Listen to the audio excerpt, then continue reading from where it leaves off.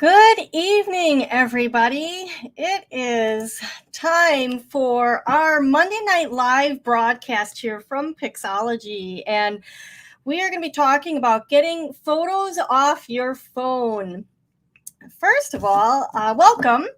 And I am Molly Bartelt. I am a photo estate planner and the owner of Pixologie. We are your go-to experts in motivation and education on photo saving apps, tools, and software.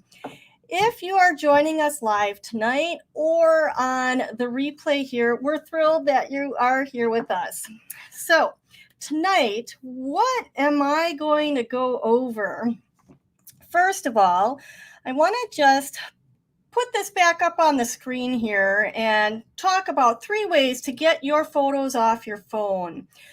For people that have this struggle, which is a lot, it can mean a few different things. So we're going to talk about what does it mean to get pictures off your phone.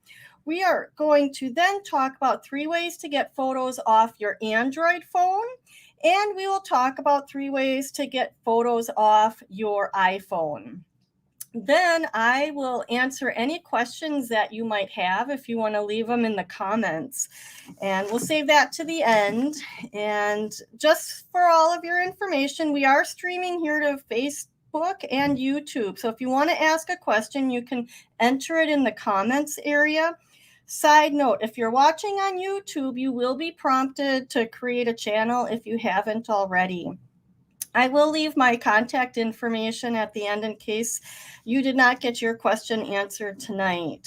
So let's dive in to getting photos off your phone.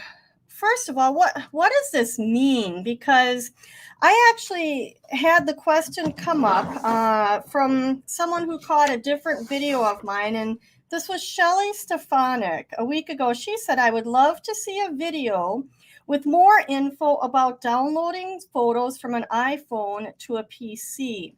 And she further went on to say that, she did this work. She figured out how to download them from her iPhone to a PC, but then she had to go back and delete the pictures, and that was time consuming. So it made me wonder, well, was she trying to make room on her phone, or was she just trying to get all of her pictures to one place? So from what I can see, there are 3 reasons that people want to get pictures off their phone. One is to make room. I have been there when my phone has said it's out of storage. And so deleting pictures seems like one of the things that people, have a desire to do. Now, we are going on 20 years of having smartphones that have the ability to take pictures. So it's come a long way since back in the early 2000s, but still people are coming to me and saying they need to make room on their phone. So that could definitely be one reason. Some people just want to know how to get prints or other photo projects done. And other people want to know how to transfer their pictures to a computer, or in my space and my dream for the people who want this is to have one digital home for all of your photos.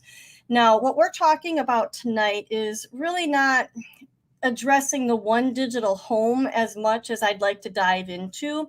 So I will have a link later to a video that we talk about 20 different options to have your pictures in one place. It's just easier to manage your photo collection and back it up as well. So those are some of the reasons that I've seen why people want to get pictures off their phone, okay? Now, I like to remind everybody that I can, you should be sure that your photo backup is on. Tell everybody that you know. Share this video tonight because it's still happening out there. Just a little while ago, a couple weeks ago, I had a colleague whose phone was stolen. And she went to the phone store and they're like, "Oh, you can get them out of the cloud backup." Well, she never turned it on. And it was 4 years of her photos that were stolen. And I don't think she got them back. So I can't stress this enough. Turn your photo backup on. Tell your family and pass the word on because it's really heartbreaking. So I'm going to just have a couple of slides here on how to do that, okay? So on an Android phone, we are going to want to go into your Google Photos app, and you will click on your icon in the top right corner. Up in the corner there, right below where it says 26%, that's the icon. That brings up your options. And if this is what it looks like, it says backup is off, you need to turn it on. All right, Google offers a certain amount of storage at no charge, and you definitely want to take advantage of that, okay? And when you turn it on, it will ask you if you want to back up the original or just a high quality version. I always stress save the original full resolution photos. Don't skimp on your memories, okay?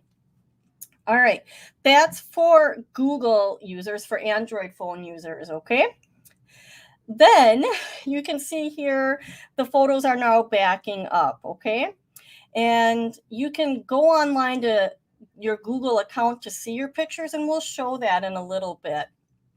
For you iPhone users, you're going to go to your iPhone settings and select photos. All right. And then this screen comes up and you want to turn iCloud photos on. You can then go to iCloud.com to see your pictures. And I just want to make you aware here, you iPhone users, you can optimize your iPhone storage. That means the majority of your pictures will be stored on iCloud.com and not on your phone. That could help you with your storage situation, but it is a little bit tedious to download pictures from iCloud later on. So food for thought for you, okay? Now, that is backing up your phone photos, whether it's an Android or an iPhone. This is how you do it. So important. And if you are running out of storage, I used to be really against monthly fees for storage, but this has been around for a while. I think people are kind of getting used to those subscription costs. For your peace of mind, I don't think it's a bad idea to purchase more storage. And this means you're paying for cloud storage, okay? I will also have a link about choosing cloud storage in the future in the comment section. All right. Okay. Now, we're going to talk about Android phones first, because that's what Shelly was looking for. No, Shelly was looking for. This is what I find so amazing. I'm just going to go up here. Like, I've been helping people with their phones and their computers for going on almost 10 years, and it's really quite varied out there what people are using, from their computer operating systems to their phones. People switch back and forth from Android to iPhone, and trying to maneuver the intricacies of this technology is a little bit of a journey, even for me. So Shelly was looking for downloading pictures from her iPhone to a PC. Now, I think of downloading as being something that's being downloaded from the cloud. When we are trying to get pictures from our phone to our computer, I view that as like a transfer or a copying your pictures from your phone to your computer. So the first way that you can get pictures off of your phone, and I'm betting many of you have done this, is to simply connect your Android phone to your computer with your USB cord, your cable. So let me just share a screen here. And we have to just see. When you connect your Android phone to your computer, you're going to want to access the settings for your USB connection. All right. And you want to make sure that it's connected as a media device. And sometimes I see this use USB for file transfers. This phone that we're looking at here is an old HTC phone. It might look a little bit different for you, but you'll see the settings at that top, the cog wheel that's at the top right corner. If you click on that, you should be able to see when your cable is connecting your phone to your computer, okay? So you want to make sure you're connected as a media device. All right, so we're going to share a different screen now. And let me just pull this up. And we're going to share the screen of mine on my computer here. So what I have is Windows File Explorer. And you can see there are two windows open here. On the left-hand side, we see that HTC 6525 LVW. That is this old HTC phone. All right, it's showing up in the navigation pane, and I'm going to click it. And then I'll open up the internal storage, and boy, lots of folders in here. So then I'm going to click on DCIM. Hopefully you know that that is a standard camera file folder that even, like real cameras have, the DCIM folder. And then there's 100 media. Lovely names these file folders have. And this has two photos in here. These two photos are pictures that I took on this HTC here tonight. If you have had your Android phone for a long time, there could be lots of folders, okay? So when I want to transfer pictures from my phone or copy them to the computer, I make a new folder on the other window here. So I'm just right clicking and I'm clicking new folder.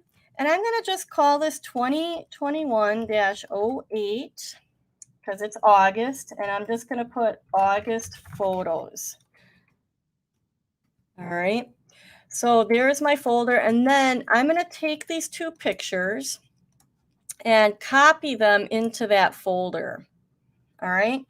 So now I have just copied pictures from my phone to my Windows File Explorer, and they're in my pictures. If you need help on, naming your folders in the pictures folder, you want to watch the video I did last week about managing pictures in Windows File Explorer, okay? So that is the first way to transfer pictures from your Android phone to your computer. All right. The second way is a little bit of a roundabout way. Well, I don't want to call it, it's another way. This time we're going to go to Google, right straight to where your account is. So I am going to stop this share, and now I'm going to go to google.com. All right. If you have an Android phone, I'm just about certain you have a Gmail account. All right. So let's share this screen.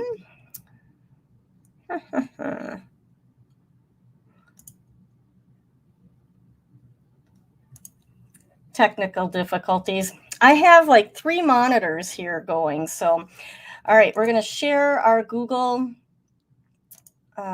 page here. Window, Chrome tab, Google.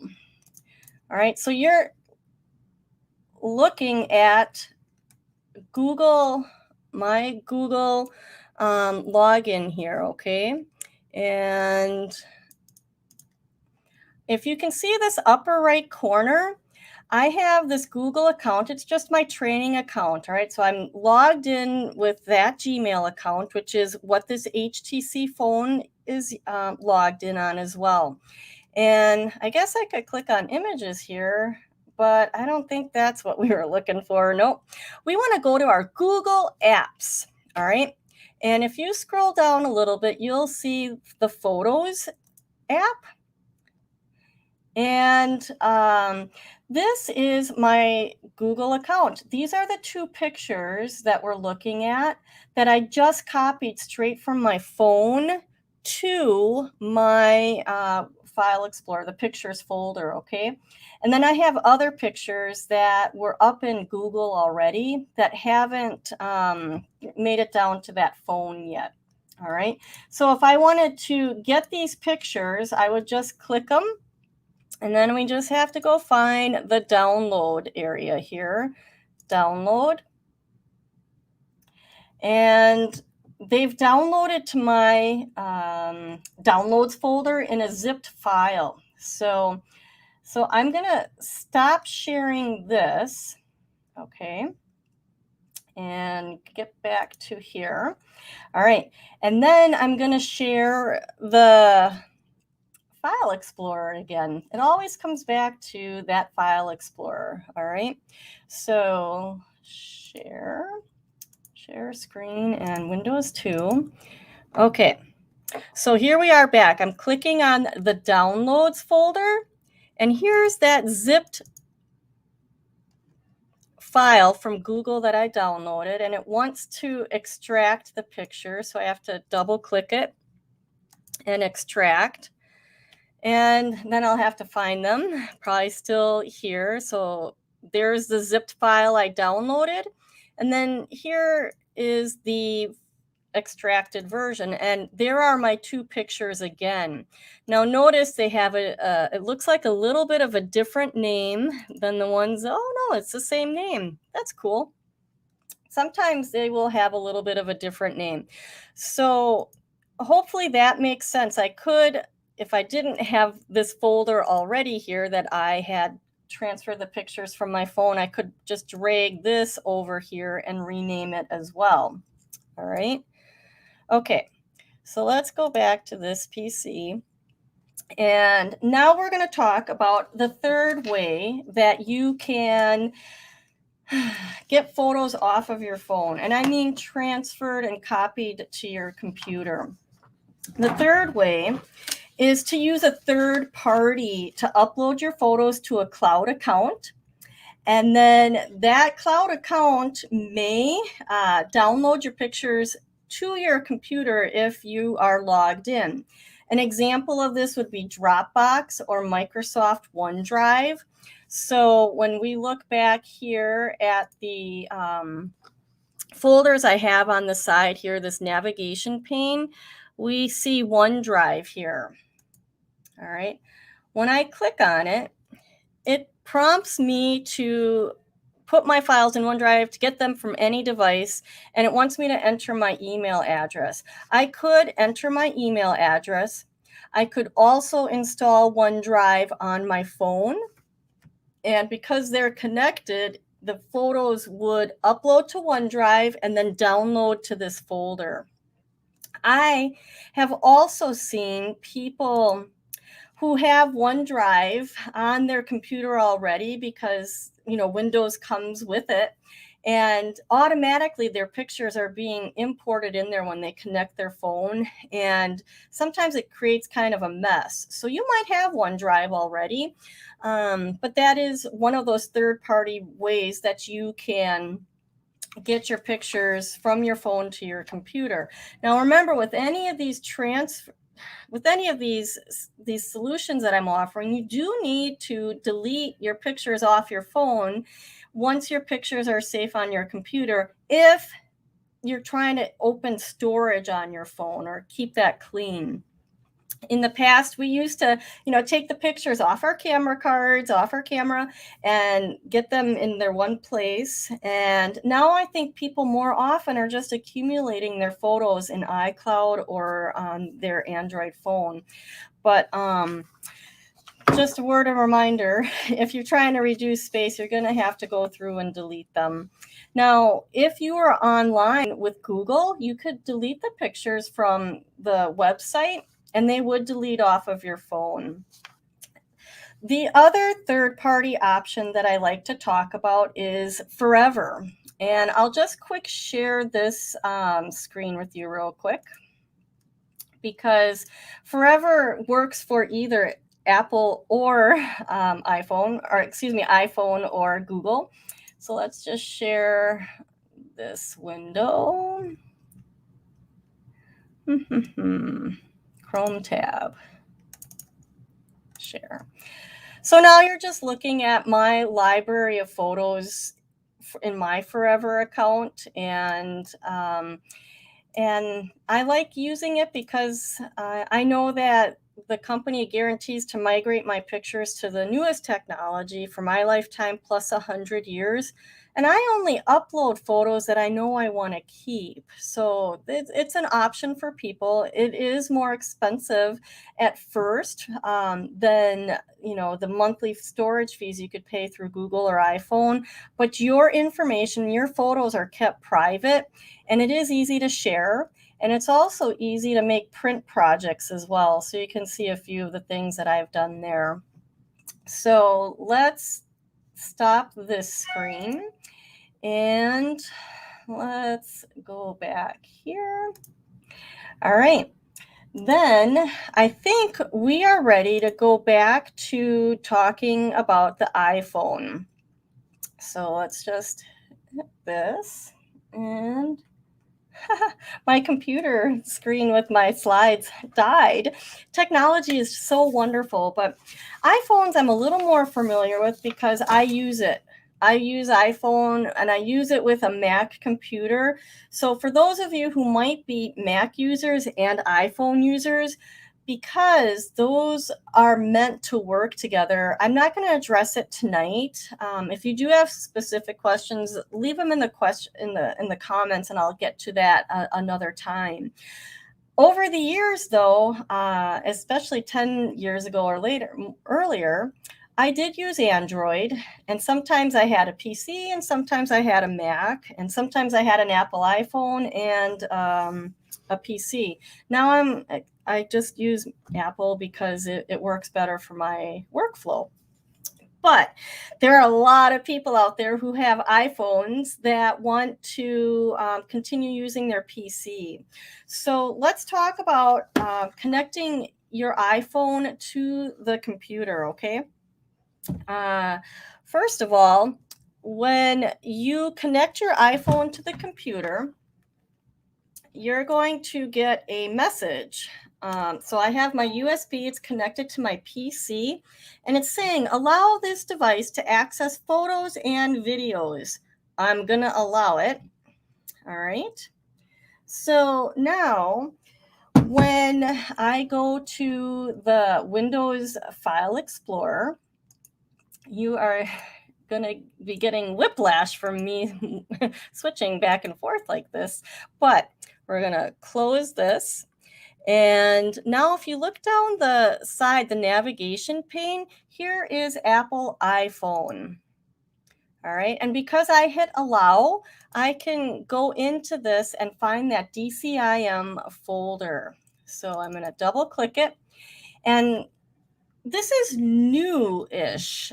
In the past, when you would go into the DCIM folder on an iPhone, you would literally have, 10, maybe 12 folders, depending on how many pictures you have, and they would have nonsensical letters and numbers, and they might, have some order, but it was really hard to tell what's what.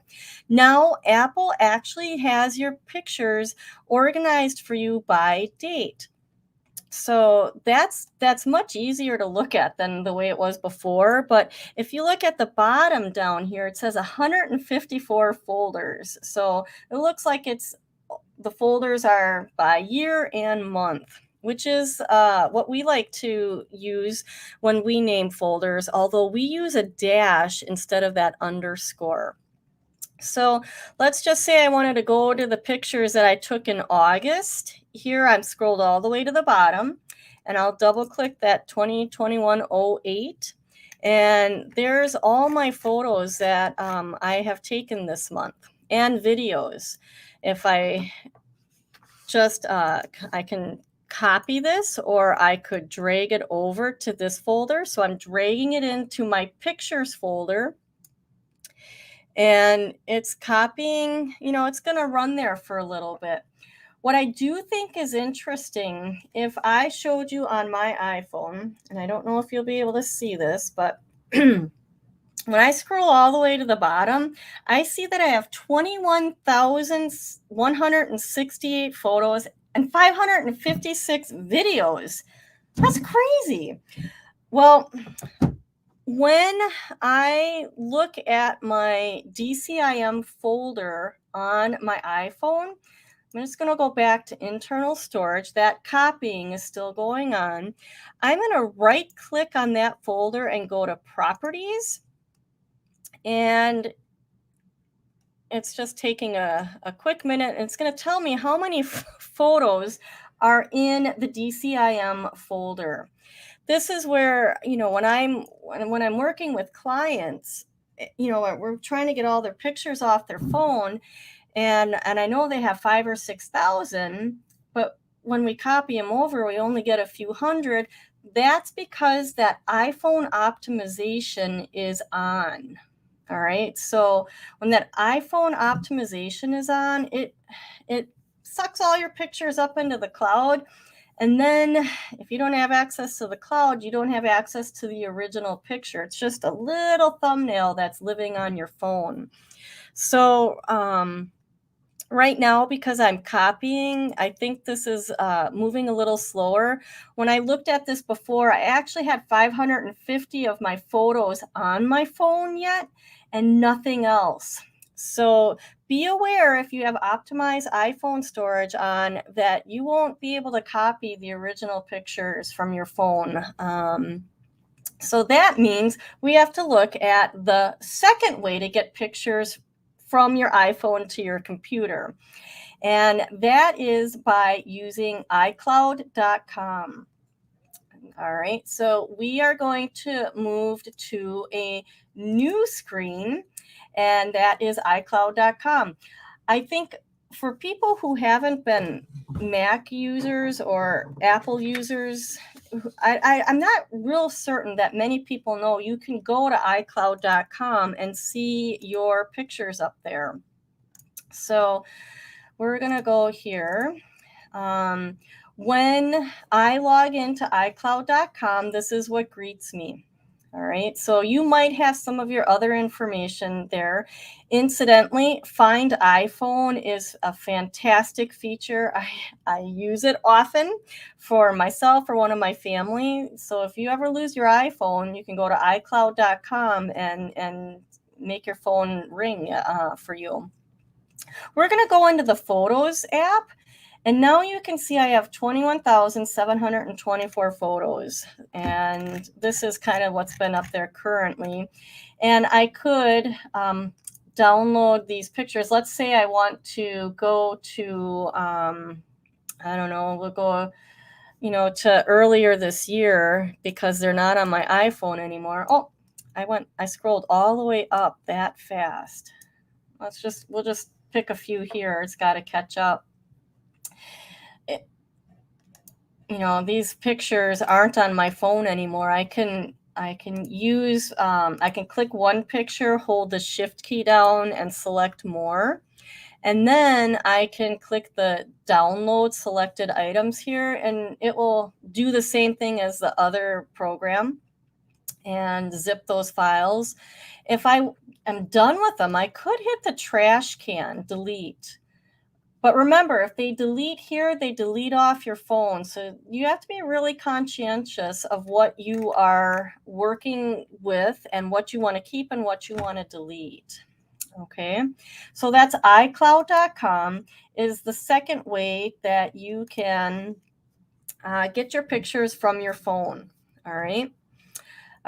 Next, the third way to get pictures off your iPhone is once again using a third-party provider like Dropbox or OneDrive, and we've already talked about that earlier, okay? And Forever is another option. So when you are using the third-party option, you're uploading the pictures. And if I showed you on my iPhone here, I have apps for Dropbox and OneDrive, I think. And Dropbox is right there. For the years that I had an iPhone and a PC, I did use Dropbox. I thought that was pretty handy. There's a free account you can get with Dropbox. And if you're conscientious about moving pictures over, you could conserve on storage space, both on your phone as well as your free Dropbox account. All right. With Dropbox and OneDrive, they are designed to upload to the cloud and come down to your computer. And with Forever, your pictures live up in the cloud. So I always like to teach that you want to have a full copy on your computer, if possible, if you use a computer, and a copy in the cloud. So let's see, we have covered a lot, and I don't think that Shelley is here this evening, but maybe she'll catch this on the replay. If you have a question, leave it in the comments below. I will be posting those resources when I connect. Oh, Shelley's here! Oh, this is my first time. Let's see if I can show you. Shelley's here. Oh, Shelley, I hope this was helpful. Did this answer your question? We'll see if she's able to reply. I'm so very excited, and hopefully this was helpful for all of you. And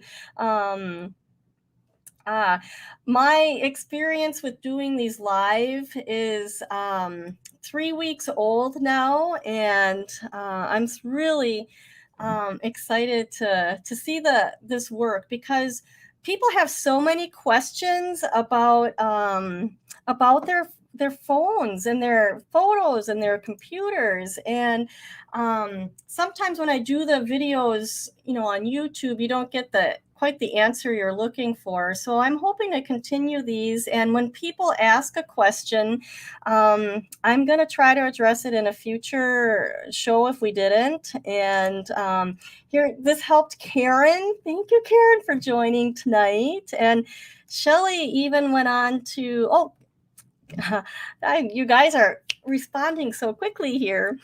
Shelley is creating a digital home base for all the photos, so it's helpful, because it's a lot to manage. And Karen is glad to know about iCloud. I think that technology companies just have missed the mark with helping consumers. So I'm hoping to be a resource. And definitely, if you're on Facebook, go to YouTube and subscribe there, because there's so much more that is up there. And I know next week, I think we're going to be talking about comparing Apple, Milo, and Lightroom. 3 good programs that might be helpful. Chris Y posted that question on something else.